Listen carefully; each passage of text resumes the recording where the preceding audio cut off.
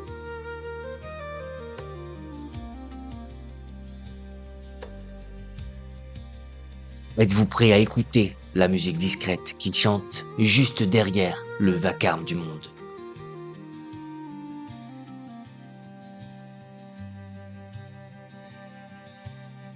Je ne suis qu'un passeur, et mes mots ne sont que des échos affaiblis d'une sagesse plus grande.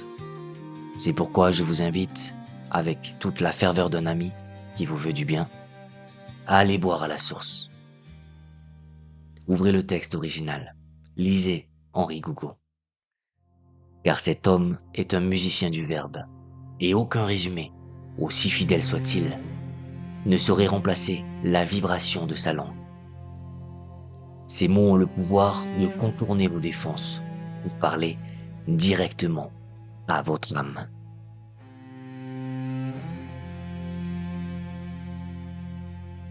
Merci. Merci d'avoir accordé ce temps à votre propre élévation. Merci d'avoir marché à mes côtés dans ce jardin de l'esprit.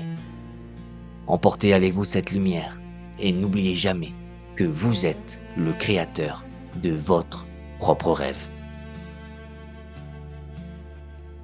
Je vous souhaite un bon voyage, merveilleux et lucide, dans l'immense aventure de votre propre réalité.